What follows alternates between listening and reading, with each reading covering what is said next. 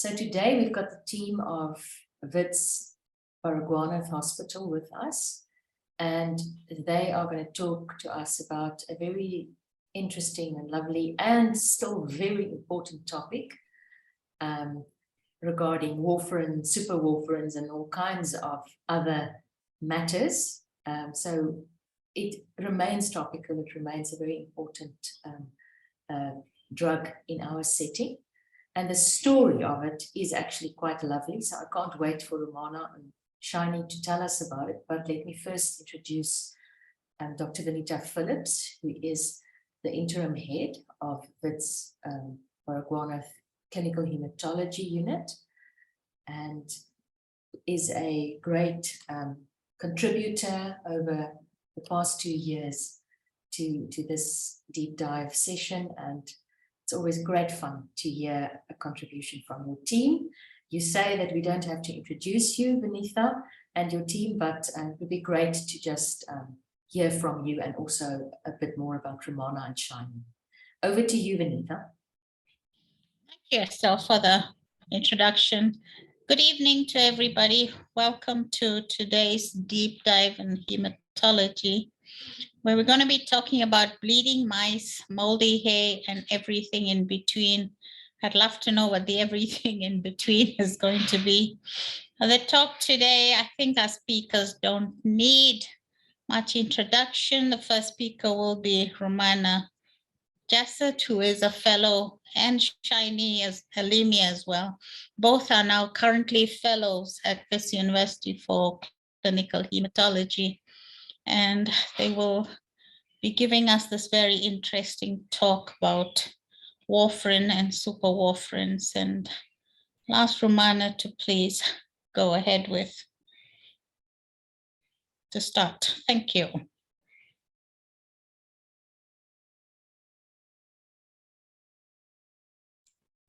Thank you, Prof. Berg and Dr. Philip for the introduction. Today, my colleague Shiny and I will be covering bleeding mice, moldy hair, and everything in between. So I'll start off with the mousy aspect of things, and I've entitled my talk of mice in men. So I'd like to start off with a case. The case is of an 18-year-old patient, Mr. M.M., who presented to Chris Hani Baragwanath Hospital, and he presented to the General Medical Unit. Of note was that this was his second presentation to hospital in the last month.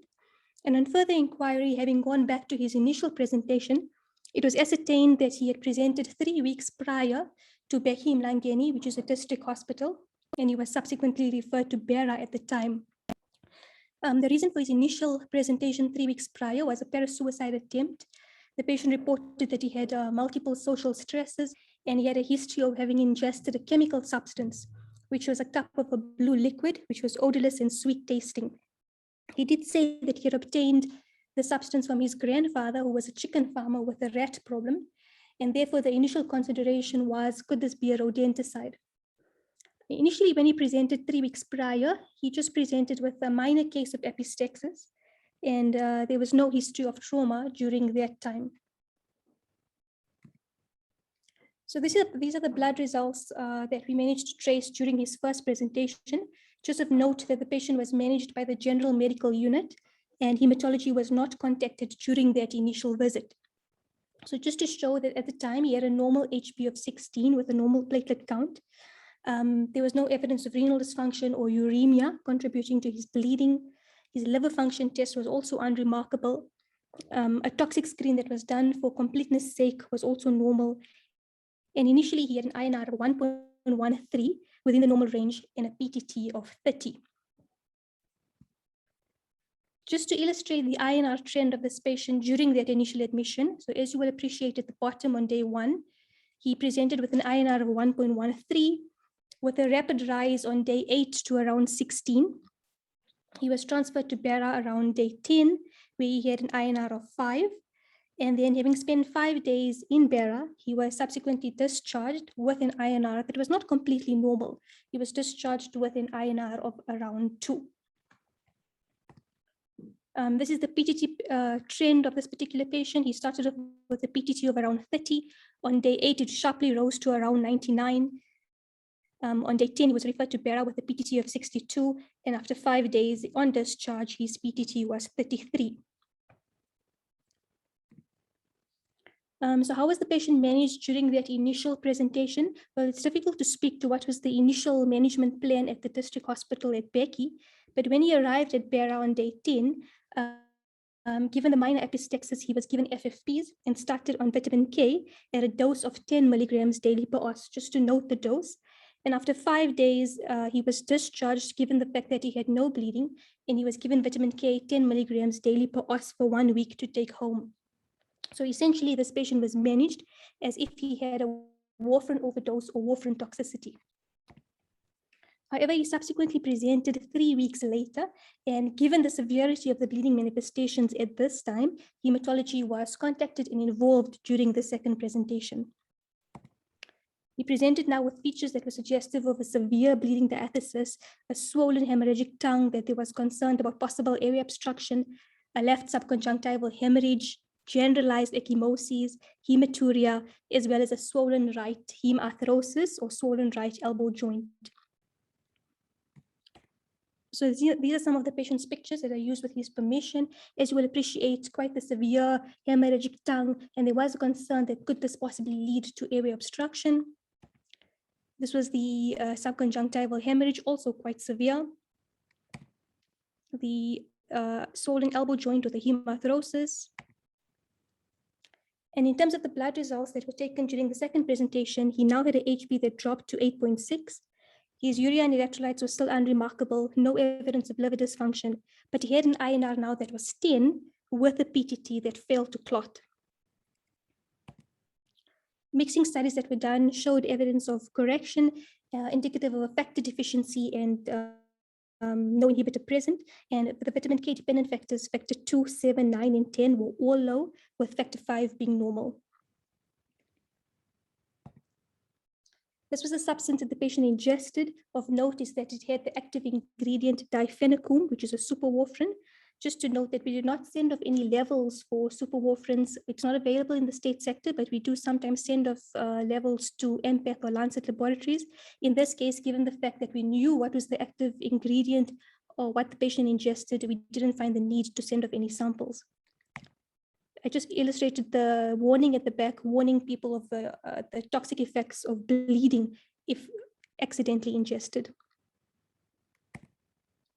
So the discussion I'd like to take you through today would be, I'd like to touch briefly on warfarin, and my colleague Shani will discuss a little bit later.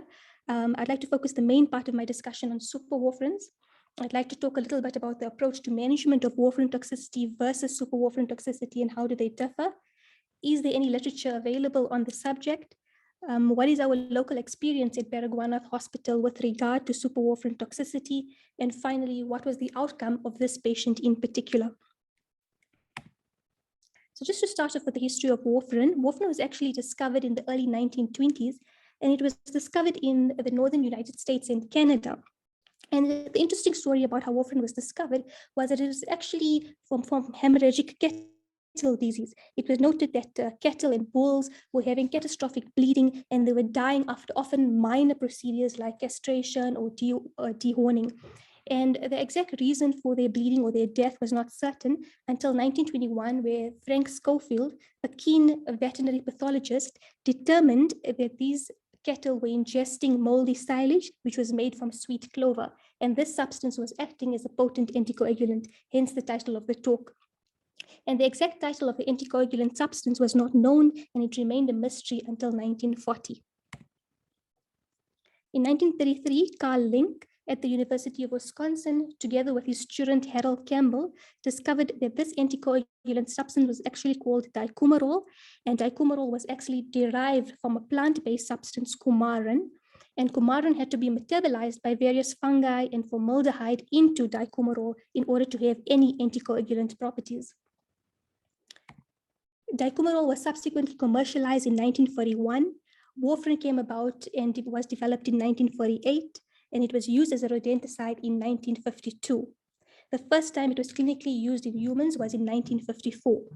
So as many of you may know, the term warfarin comes from WARF, which is Wisconsin Alumni Research Foundation, and the ARAN, which is the link with the coumarin derivative.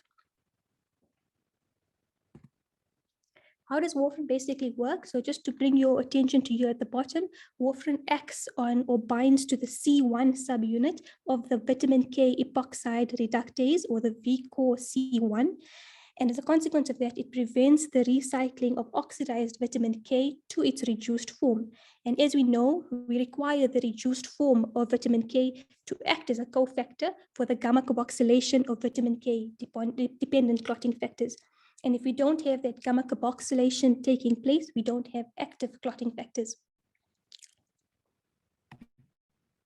How do superwarfarins differ from warfarins? Well, superwarfarins are also known as the long-acting anticoagulant rodenticides, and they actually were developed following the emergence of warfarin resistance in rodents.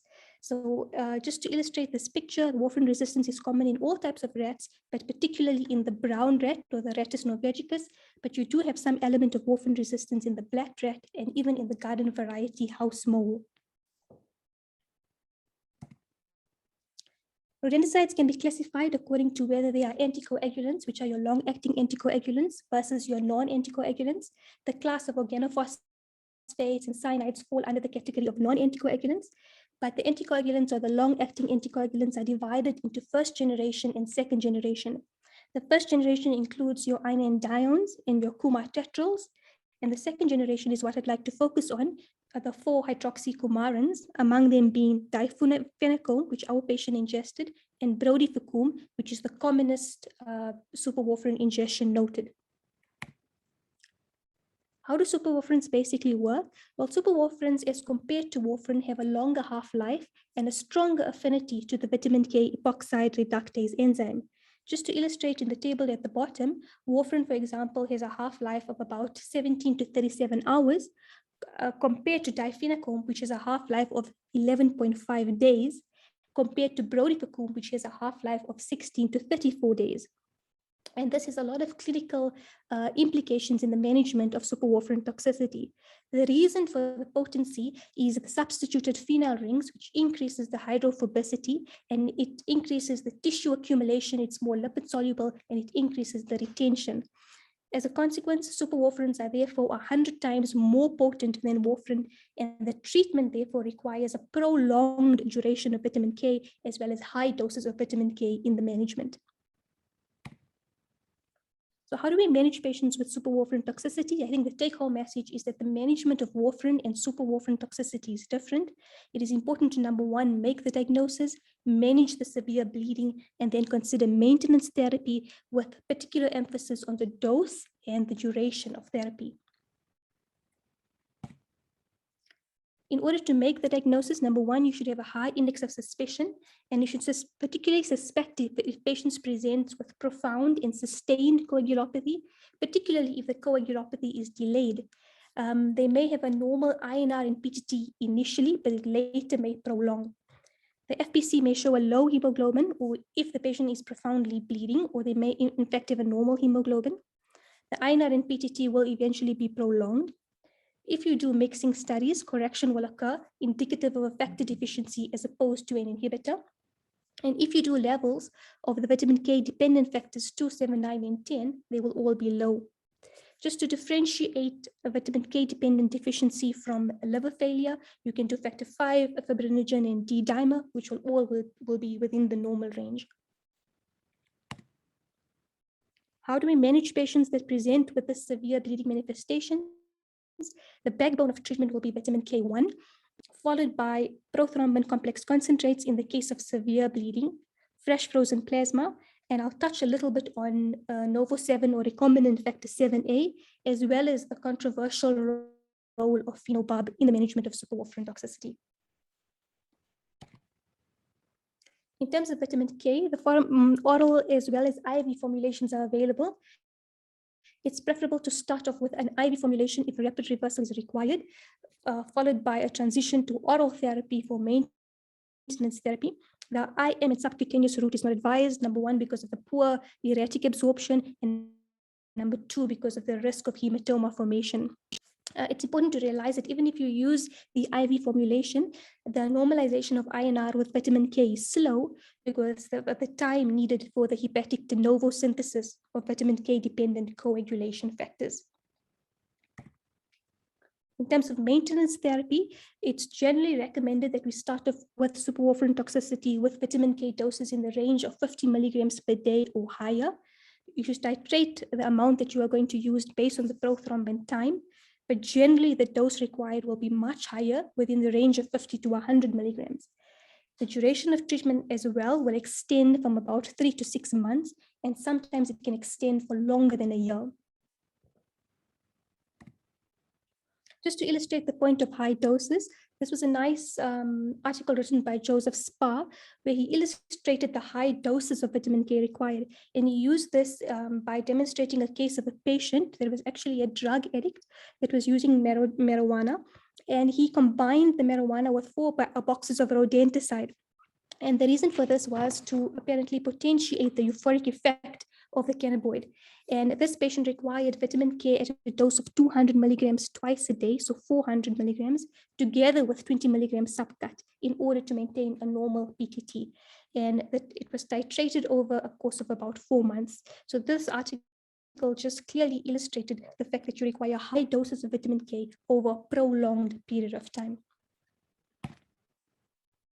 In terms of management of the acute bleeding episode, in our setting, we use fresh frozen plasma, which contains all of the clotting factors in normal physiological doses. It's generally administered at a dose of 15 to 20 mils per kilogram. If urgent reversal is required, we can consider the role of prothrombin complex concentrates that have got 25 times higher than normal concentration of clotting factors compared to normal plasma. It's important to differentiate between 3-factor or 4-factor prothrombin complex concentrates. 3-factor contains factor 2, 9, and 10, whereas 4-factor contains 2, 9, and 10, and factor 7. In the state sector, we have Hemosolvax available, and this is what we use repeatedly in our patient. What is the role of recombinant factor 7A or NOVO7? So there was an article by Rosovsky et al., which showed minimal evidence for the off-label use of recombinant factor 7A in the acute reversal of warfarin.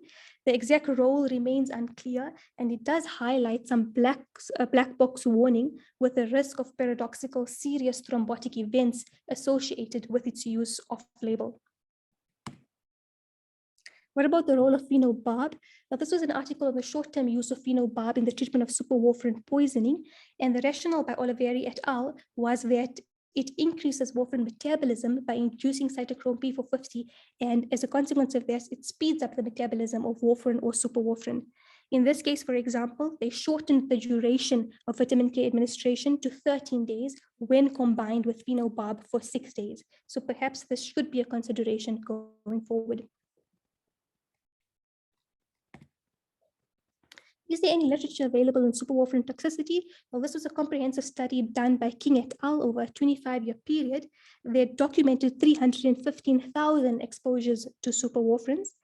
On average, there was 10,000 exposures reported annually. More worrying was the fact that there was 90% exposure among children. And the mechanism or the route of administration was quite multifactorial. Inhalational, transcutaneous, and oral routes of exposure were all documented. The commonest way in which patients presented were hematuria, gingival bleeding, and epistaxis, but also to note that paradoxical thrombosis does feature as well. This article just was a very good article because it highlighted that the doses of vitamin K required to suppress the coagulopathy was in excess of 50 to 100 milligrams. They required prolonged duration of treatment. The average was about 168 days. And the maintenance therapy of vitamin K required to suppress the coagulopathy was around 100 milligrams of vitamin K daily. Is this our experience in Para? Well, from 1992 to current, we have here about 17 cases of superwarfarin toxicity in Para. Unfortunately, not all of the data is available, but surprisingly, the majority of superwarfarin toxicity was in our female population with about 59%, and then 41% in our male population. In terms of the age group or the age distribution of our patients, 4 cases were in under 18 years. Worryingly, the youngest was around 13, and many of the cases were in 13, 14, and 15-year-olds.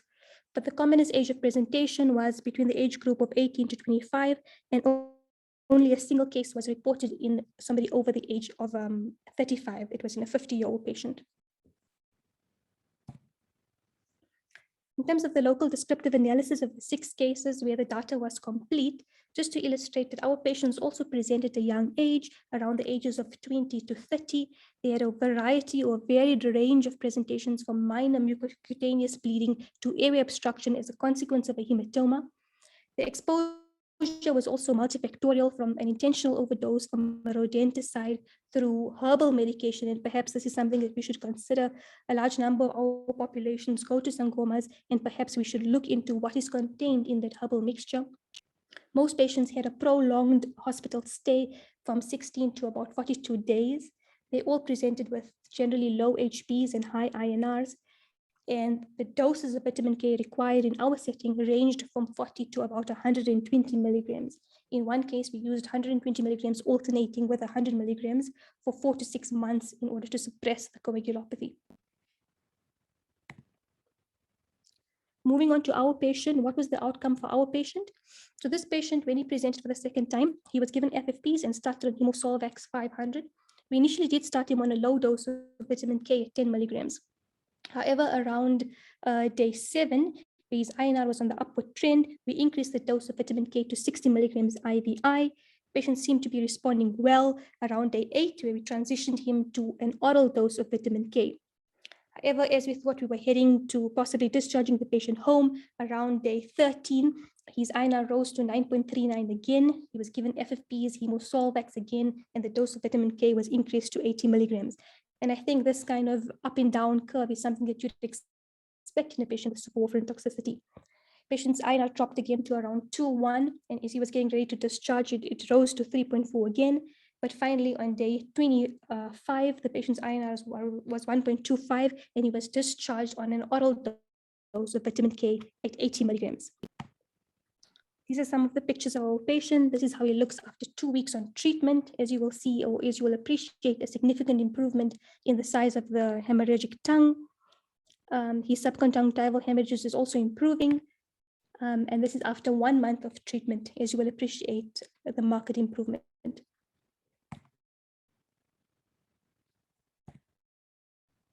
In terms of how is this patient following up, initially he was following up as an outpatient in the hematology clinic on a 2-weekly basis. His INR trend since discharge was 1.1, up and down 2.1, and 0.9 was the last documented INR value. He was transitioned or decreased from a vitamin K dose of 80 milligrams to 60 milligrams. Unfortunately, though, this patient has subsequently defaulted our follow-up clinic, and I can't accurately report as to what is happening with him at the current time. The take-home message from this case would be that the management of warfarin and superwarfarin toxicity is variable, and it's quite different. Higher doses of vitamin K is required in the case of superwarfarin toxicity as opposed to warfarin toxicity, with a prolonged duration of treatment. And I think this has got to be highlighted not only to hematology, but to the general medical units as well. Thank you. I'll now hand over to Shiny, who will take you through the next case.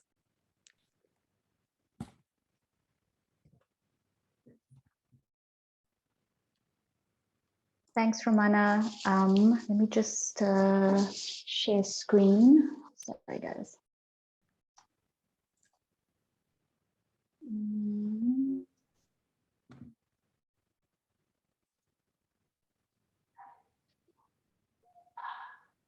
Could one just remind me how to share screen again? Oh, there we go. Got it.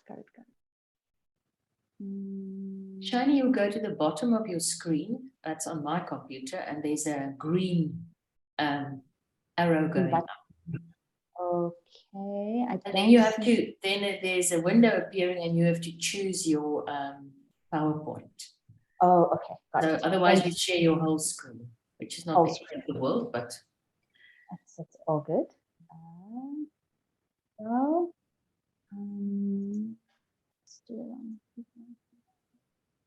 that's looking good. And now you can press, yeah, perfect. Prof, is it showing on presenter mode, or you're just seeing the presentation? Just first the presentation? presentation, it looks good. Okay. Okay, thank you very much. Okay. Okay, good afternoon, everyone. Thank you for taking the time for joining us on Deep Dive today. Thank you to my colleague, Dr. Jassat.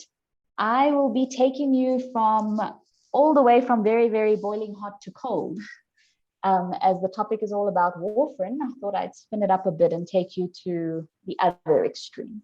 So my name is Dr. Shaini Alimi. I'm one of the Clin Heme Fellows, currently working at Chris Hani Baragwanath Academic Hospital, and I will be presenting a case of a stubborn INR. So the case presentation that I'll be going through today is of a 49-year-old lady, Mrs. MN. She's married with 3 children. She previously worked as a registered nurse in State Hospital, and she was first seen at our hematology outpatient department in September of 2009.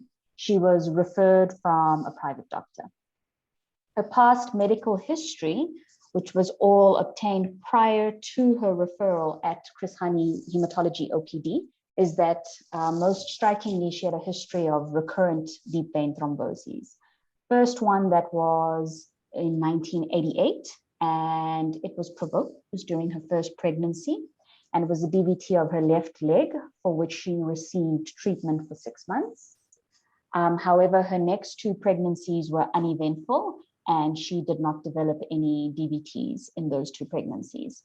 In 1989, her oral contraceptive that she was on was actually stopped. And then again in 1995, she had a second episode of a DVT, for which she was treated for 6 months. And then a third episode ensued in 1997, and treatment for which was given for 6 months, and she was left on aspirin. In 2002, they proceeded to do a venogram for her that showed that there was no DVTs. In 2007, she unfortunately developed her 4th episode of a DVT in her left leg. The 2 prior ones in 1995 and 1997, we recall correctly, they were both in the same leg, left leg, for which treatment was given for 6 months. In 2008, she was diagnosed with a multifibroid uterus because she had originally presented with a symptomatic anemia. She was found to be microcytic. They went on to do iron studies, which showed that she was iron deficient. And then a sonar was done that confirmed, and also clinically, she had multifibroid uterus. And she was actually on iron supplements at the time. And then it was decided that in January of 2008, that she would be put onto continuous warfarin. And then again, a year later, in January of 2009, she actually developed her 5th episode of a DVT in her right leg this time, despite being on warfarin. So on referral to hematology OPD in September of 2009, she was taking 12.5 milligrams of warfarin daily at the time. She claimed compliance. Multiple seniors at clinic had seen her, extensive history was taken, and according to the patient, she was compliant on her warfarin. There was no other concurrent medication that was on board. There was no dietary influences from an extensive dietary history that was taken. And she also reported that she thankfully never reported any side effects from the warfarin that warranted any hospital admission, such as any massive bleeds. Risk factors that were looked into: she had no family history of DVTs or thromboses. Gynae history: she had no previous miscarriages or poor obstetric history. She had 3 children aged 22, 21, and 17 respectively. She had sober habits. She did not use any other illicit substances and was a non-smoker. There was no other known comorbidities of note. And there was no surgery or periods of any immobility during any of her previous DVTs. Clinically, when she was seen, she was found to be hemodynamically stable. Her right leg was swollen and tender and erythematous with pitting edema. She had conjunctival pallor. There was no lymphadenopathy. Abdomen clinically was enlarged with a uterus that was felt 2 to 3 centimeters below the level of the umbilicus, and no other organomegaly of note. And chest examination was otherwise effectively normal. Cardiovascular examination was normal heart sounds, no extra added sounds, and grossly intact neurological exam. A repeat Doppler ultrasound of both her lower limbs was done when she was seen at our OPD, and it confirmed a right leg DVT. And an abdominal pelvic ultrasound was also done that confirmed a multifibroid uterus. Some of the blood investigations that were done started with FBC, which showed that she had a microcytic anemia, hemoglobin of 8.5, MCV of 72, white cell count was preserved, platelets were preserved, a smear review showed there was microcytic hypochromic. INR, despite being on warfarin of 12.5 milligrams, was 1.4, so subtherapeutic. PTT was fine. And iron studies confirmed an iron deficiency anemia with a ferritin level of less than 15, and the B12 and red cell folate levels were preserved. And from a secondary workup, some of the bloods that were requested, so the ANA was negative, an HIV screen that was done was negative, the lupus antiphospholipid screen was negative, antithrombin levels that were done were normal, within the normal range. Factor V Leiden was done that was effectively normal, and the prothrombin G 20210A mutation was also effectively negative. Of note, the protein C was slightly reduced in keeping with the fact that she was on warfarin. Protein S, unfortunately, was not done, and I could not trace any results. Urine hemosiderin was negative, and the ENA panel, more extensive autoimmune panel, was all negative. And the liver function test and the kidney function test were both normal. We had proceeded to actually inquire about warfarin resistance testing in 2011. It was before my time in the unit, but from what I could gather, however, it was not offered at the time. And unfortunately, plasma warfarin levels were not done in state at the time. So if you see here with the table, looking at her INR trends, when we had initially seen her on the 15th of September 2009, her INR was 1.4 and she was taking 12.5 milligrams daily. She did subsequently in November of 2009 go for her elective transabdominal hysterectomy to attend to her multifibroid uterus that was giving her menorrhagia, resulting in her iron deficiency anemia. So for that, her anticoagulation was switched, which I will discuss on subsequent slides. But the main thing to note here is from a period of September 2009 all the way up until January of 2011, despite taking quite high doses of warfarin, her INR levels were never ever therapeutic, let alone even reach the range of 2 to 3, and she had developed subsequent recurrent DVTs.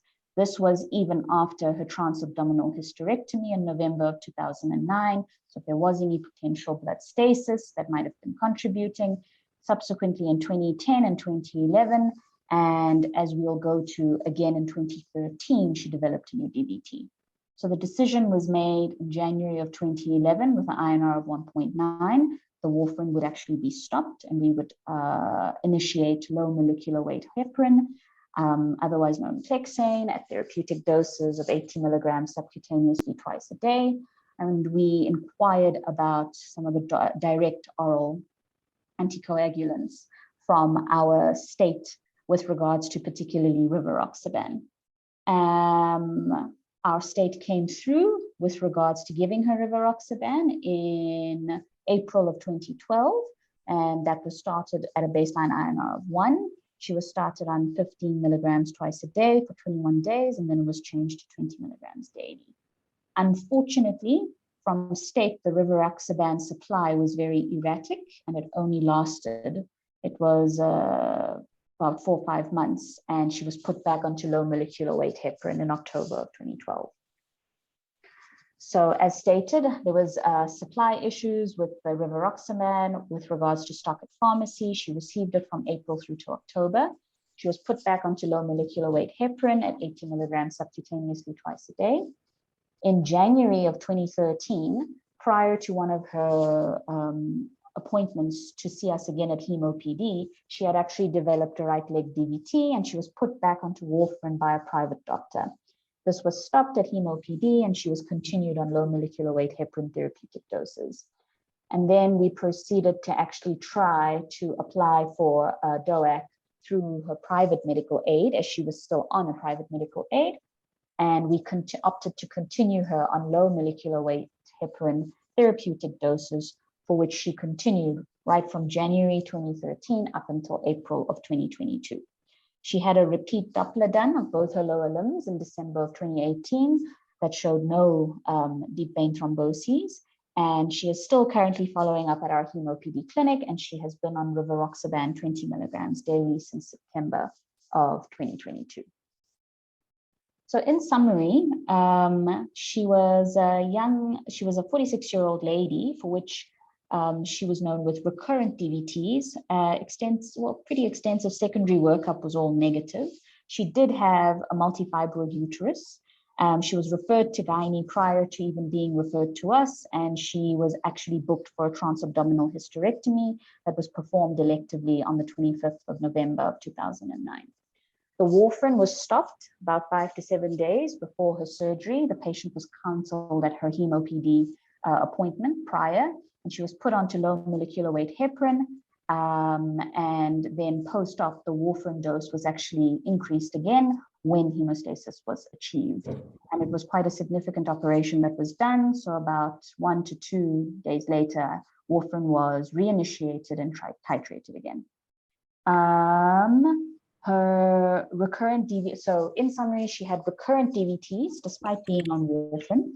Patient continued on the warfarin and the dose was titrated to aim for therapeutic INRs. However, she remained subtherapeutic despite claiming compliance on high doses of warfarin. There was no drug or dietary interactions noted on thorough history. She had a short course of rivaroxaban from April through to October 2012. Unfortunately, due to supply and stock issues, that had to be stopped, and she was switched over to low molecular weight heparin, which was continued at therapeutic doses from October up until April of 2022. And then finally, rivaroxaban, which came through from her medical aid, she was started on in May of this year up until now. And she has had no new episodes of DVTs since 2013. So the outline of my talk will actually be on the other end of the spectrum, where I'll go through an overview on warfarin resistance, causes of recurrent DVT whilst on anticoagulation with some treatment options, how to handle anticoagulation during elective surgery, and how to switch anticoagulants, as I thought the last 3 points were pertinent to this specific case. So warfarin's a coumarin derivative, first synthesized in 1948. My colleague, Dr. Jassat, has covered it quite extensively, so I just thought I'd keep it short and sweet. It's known to have a narrow therapeutic index. Some common indications for use include treatment of venous and arterial thromboembolism, and it's also used in long-term anticoagulation in patients with arrhythmias in the form of atrial flutter, atrial fibrillation, and most definitely in patients with mechanical heart valves. Warfarin differs from other drugs in that it has a wide inter-individual variability. The dose required to reach the desired therapeutic effect varies quite significantly from individual to individual. Variability can lead to therapeutic failure, as seen in this case, that can lead to new thrombosis, versus on the other end, it can also sometimes lead to life-threatening bleeds. Unfortunately, there's no reliable means to identify patients who may require unusually high doses of warfarin. So what is warfarin resistance? It's an inability to prolong the prothrombin time or raise the international normalized ratio into the therapeutic range when the drug is given at normally prescribed doses. High warfarin requirement does not in itself establish a diagnosis of warfarin resistance. There is difficulty in accounting for dietary factors and also defining normal metabolic variation among individuals. So true warfarin resistance is very rare, accounts for perhaps even less than 0.1%. Prevalence varies by patient population, and patients who need more than 105 milligrams per week, equating to roughly 15 milligrams per day, should be considered warfarin resistant, and in some cases actually found in literature, perhaps even as low as 70 milligrams per week. An important characteristic of warfarin resistance is that it shows vitamin K hypersensitivity, in that smaller doses of vitamin K are needed to reverse the warfarin effects. In a certain case study by Thyssen, it was shown that in warfarin-resistant rats warfarin did not irreversibly inhibit the vitamin K1, 2,3 epoxide reductase activity. So some causes of warfarin resistance, if to broadly categorize it, it can be broken up into hereditary versus acquired, acquired being more common, and under the acquired resistance, poor patient compliance being the most common cause. And then also high consumptions of vitamin K, most commonly from diet, decreased absorption of the warfarin, increased clearance as warfarin is metabolized predominantly by the cytochrome P450 enzyme in the liver, and then drug interactions. So this was a nice table that I came across on a specific article that extensively looked at some of the drugs and supplements that potentiate or inhibit warfarin. So as my colleague was actually speaking to with regards to the phenobarbital, I did see it on this here, but the one on the left for potentiating warfarin and the one on the right for inhibiting warfarin. And most commonly, as we find in our setting with HIV and concomitant TB, rifampicin is actually a potent inducer of the cytochrome P450 system. Hence, patients on it actually require higher doses of warfarin. Okay. Under hereditary causes, it was predominantly broken up into pharmacokinetic versus pharmacodynamic, mechanisms of which not clearly understood, likely multiple, with genetic polymorphisms also playing a role. Under pharmacokinetic resistance can be further classified into either diminished absorption or increased elimination. So diminished absorption could be from emesis, diarrhea, or malabsorptive syndromes. Let's see here. Okay.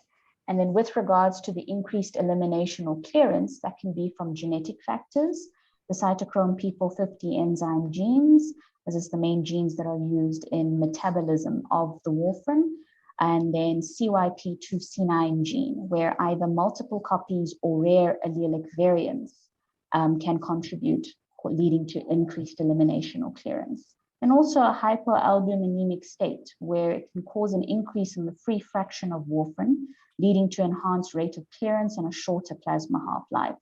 And alternatively or paradoxically, hyperalbuminemic states can contribute via drug binding, as warfarin is highly 97 to 99% bound to plasma proteins, primarily to albumin.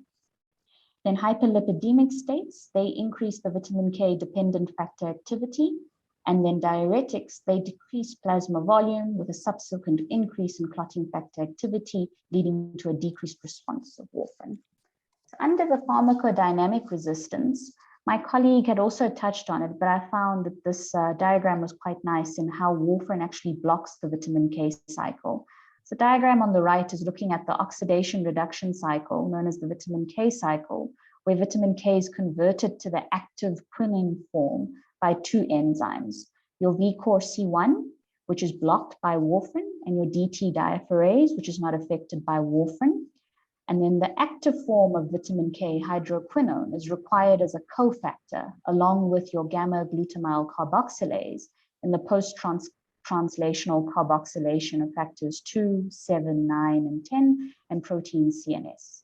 In this process of the carboxylation, a vitamin K epoxide forms, and this also then needs to be reduced back to vitamin K by the VCOR-C1, which is your vitamin K 2,3 epoxide reductase complex, completing the cycle. And warfarin acts by blocking the VCOR. So in pharmacodynamic resistance, there's an increased affinity of the vitamin K1 2,3 epoxide reductase complex for vitamin K, therefore perpetuating the cycle, a prolongation of your normal clotting factor activity, production of clotting factors not dependent on vitamin K, and a decreased VCOR sensitivity to warfarin. With regards to the genetics of the pharmacodynamic resistance, VCOR-C1 gene has been implicated in numerous studies. One quite big systematic review meta-analysis by Asimwe et al., published in the Clinical Pharmacology Therapy Journal in June of 2022, looked at across 48 studies, and this was specifically in a Black African population. And it came across two specific genes with their variants, being the CYP2C9 variant and the VCOR-C1 variant. In most cases, they tended to actually lead to a decreased dose of warfarin. However, in some of these variants in both these two genes, they required increased doses of warfarin, and in some cases up to almost 7 milligrams per week. So the VCORC1 gene is found on chromosome 7. The three common contains 3 of the 4 previously identified amino acid substitutions that were associated with warfarin resistance. In most cases, it's a single nucleotide polymorphism, including those amino acids, valine to leucine, valine to alanine, arginine to glycine. And then there can also be heterozygous point mutations that have been identified on this VCORC1 gene. And one of the newer mutations, although more studies recently have detected more and more variants in both these two genes, but the aspartic acid 36 tyrosine was detected, common in the Jewish ethnic groups of Ethiopian descent with a 5% prevalence, and also in the Ashkenazi Jews with a prevalence of 4%. And carriers of this specific mutation needed more than 70 milligrams per week of warfarin to maintain therapeutic INRs. So the diagnosis of possible or suspected warfarin resistance always entails a very thorough and extensive full drug and dietary history, with regards to also catering in that the patient is compliant. Common things happen commonly and should be excluded first and foremost. And then I've put 2 stars next to plasma warfarin levels, because as you'll see on subsequent algorithms, it is there. Unfortunately, in state, I might be stand to be mistaken, but I don't think it's offered. So in this said case, we didn't have any plasma warfarin levels. And then in some instances, clotting assays of factors 2, 7, 9, and 10 can also be of benefit. So this was a nice algorithm looking at evaluating suspected warfarin resistance, where if you're sitting with a situation or a case where the INR is less than 2 and the warfarin dose is gone to, if not higher, of more than 15 milligrams per day. And we've addressed potential non-compliance, and that has been ruled out. There's been a review of the patient's medications and diet for potential interference with warfarin. And we've also considered malabsorption syndromes with gastroenteritis, celiac disease, chronic pancreatitis, or short gut syndromes, just as examples. And if all of those have been excluded, there is a room for possibly checking factor 2 and factor 10 activity.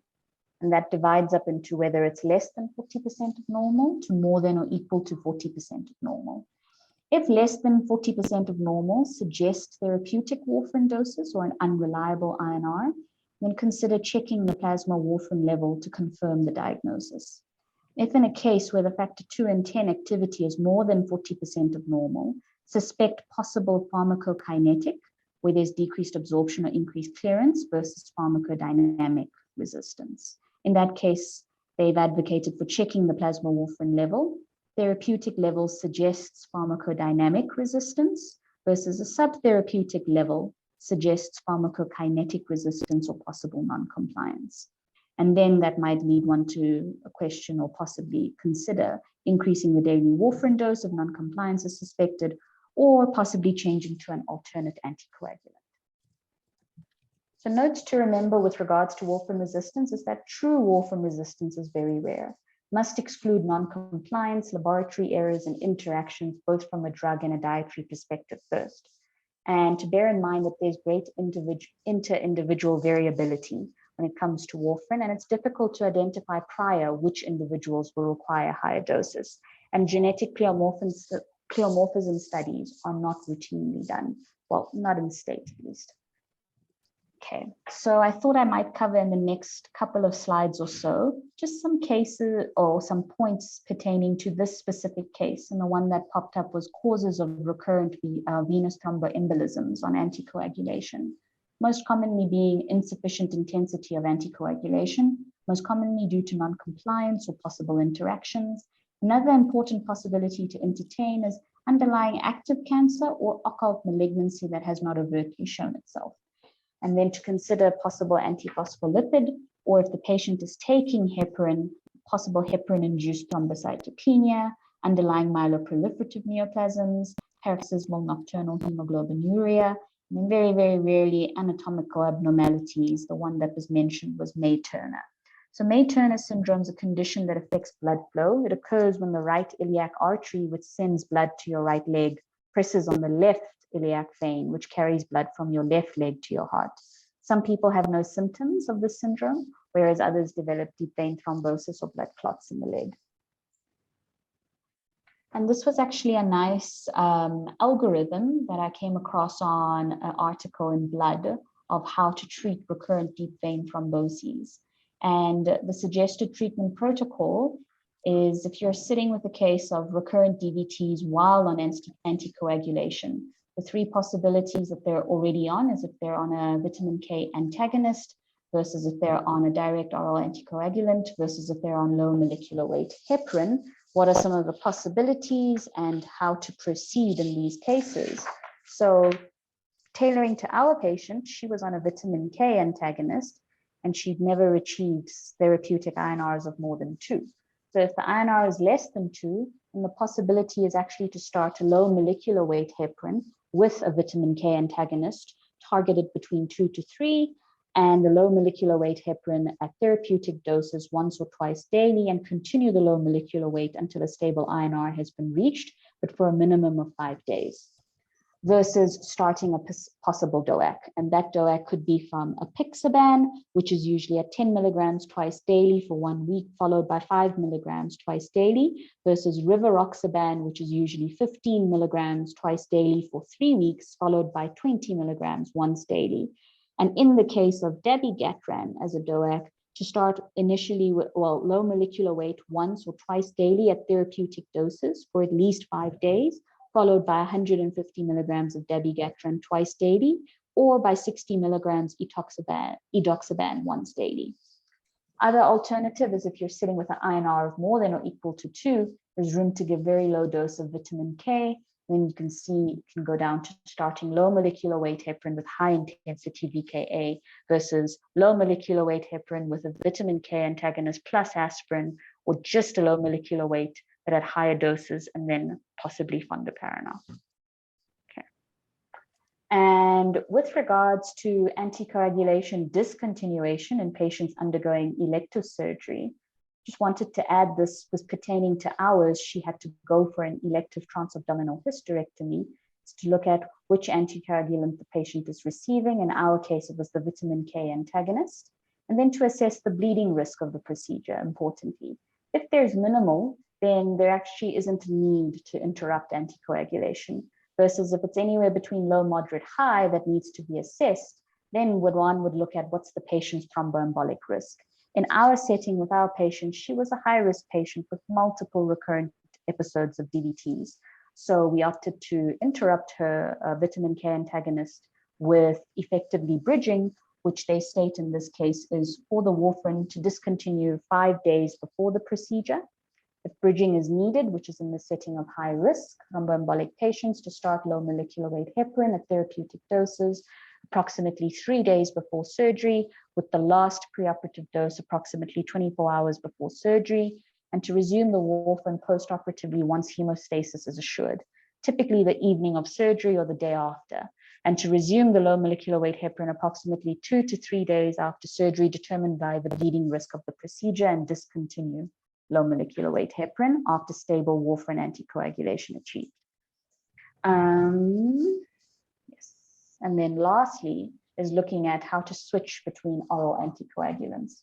Just thought that this was a nice table from up to date, looking at if you're switching from a DOAC to a warfarin versus if you're switching from warfarin to a DOAC, which in this case had unfortunately had to happen when there was erratic use of warfarin, supply of rivaroxaban. So in the cases of switching from warfarin to a DOAC, with regards to all of them, the warfarin first needs to be stopped, need to monitor the PT and the INR, and then start the appropriate DOAC when the INR has reached less than either 2, in the setting of dabigatran and apixaban, 2.5, in edoxaban and rivaroxaban, less than 3.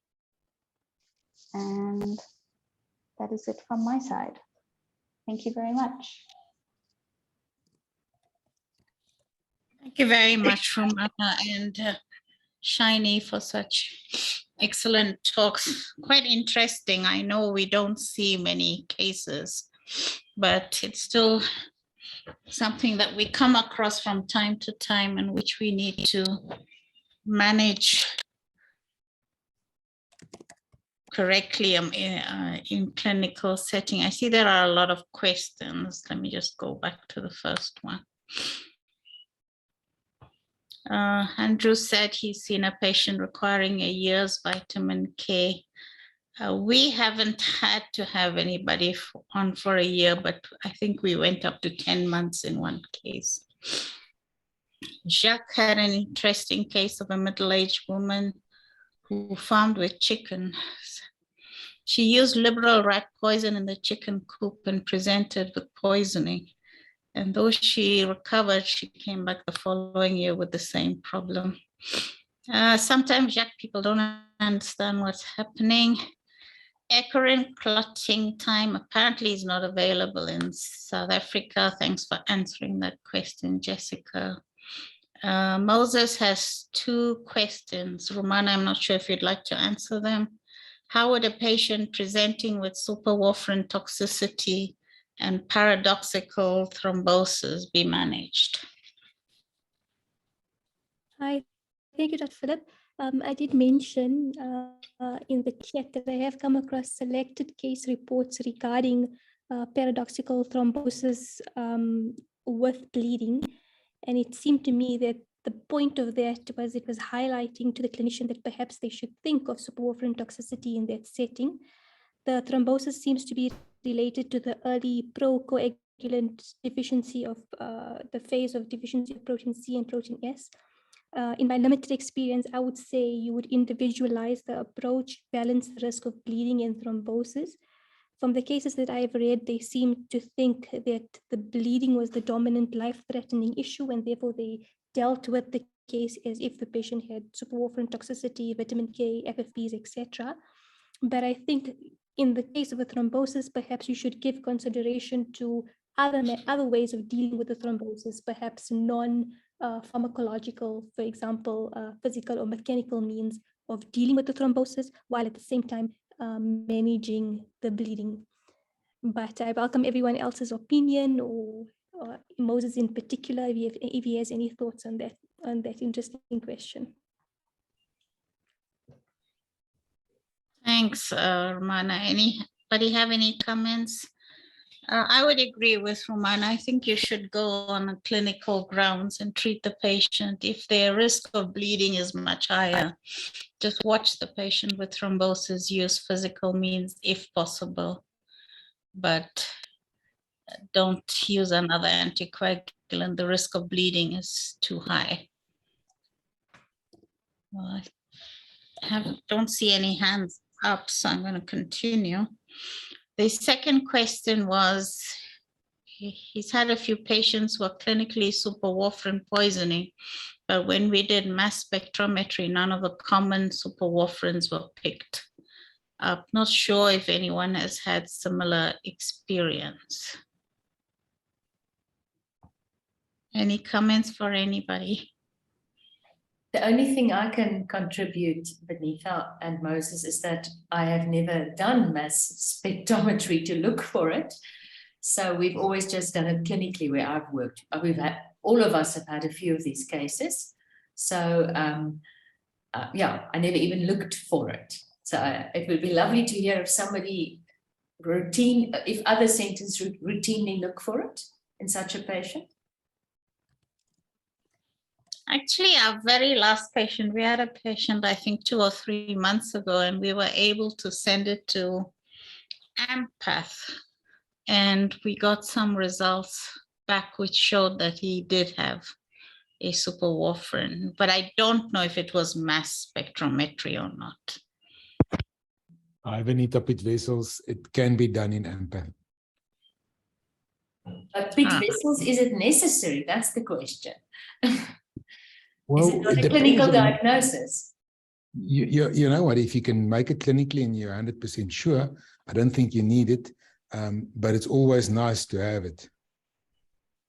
Just from my side, Pete, and I don't know what the enzyme defect is. Perhaps Andrew knows, because Andrew, remember, there's a family here in Cape Town in Grooteskier, 2 brothers who have a enzyme defect, and they are continually as if they are on superwarfarins. So they need vitamin K their whole life. So so that is, you know, that is, I think, the differential, I would think. Pete, what do you think? Well, that's very rare, but I mean, I agree totally. Sorry, I must say, Andrew, I actually have spoken, I think I've misspoken here, but Andrew can correct me, whatever you want to say. I think I was actually, I was thinking of a different defect. That's, I think you probably know what I'm speaking of, Andrew. It's actually vitamin B12. It's two brothers with vitamin B12, and they continually need vitamin B12. Otherwise, they get a terrible pancytopenia.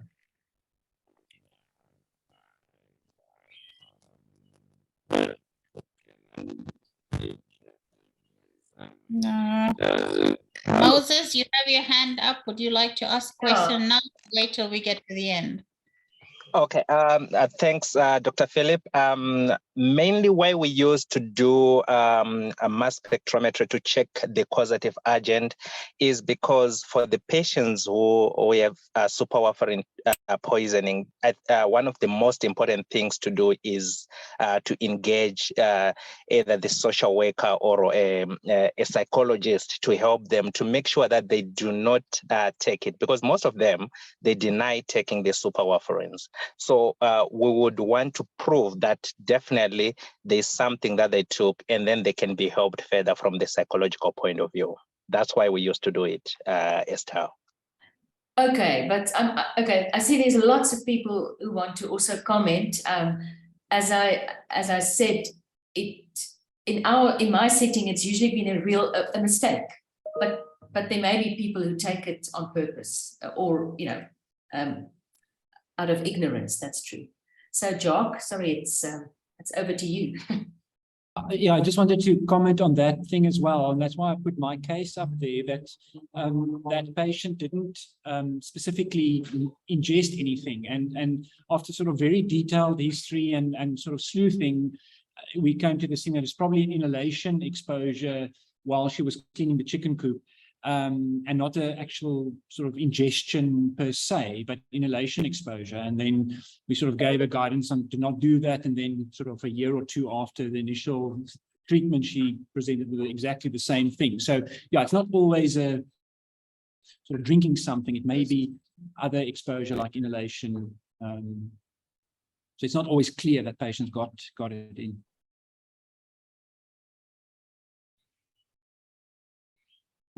Thanks, Jack. Yeah, the last patient we had, the reason we did it wasn't intentional. It was actually accidental poisoning. So we wanted to confirm. Yegelin had a young man who used synthetic cannabinoid and presented with bleeding. I suppose questions have been answered there. Romana has. Marius says that we know about antibiotic stewardship. A new concept is anticoagulation stewardship programs. This is a hospital-based system that reviews all prescriptions of anticoagulants.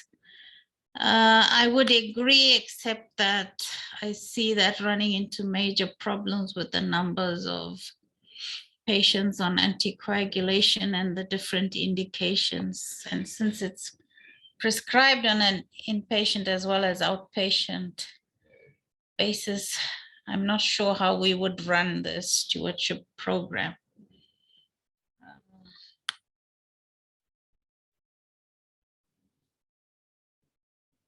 I don't know if Marius wants to weigh in. I don't know if. Yes, I can. Unfortunately, this is usually done in hospitals that have an electronic prescription system, and they actually have full-time clinical pharmacists looking at all these prescriptions in conjunction with somebody who's expert in anticoagulation. So it's not that easy in our setting, but I think we should aim for it in the long term. because of all the admissions that arise from drug interactions or wrong dosing, wrong indications, etc., etc.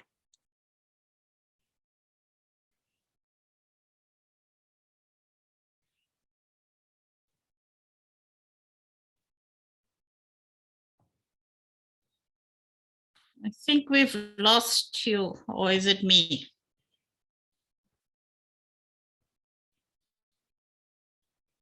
I think. Hello, Yes. can somebody hear me?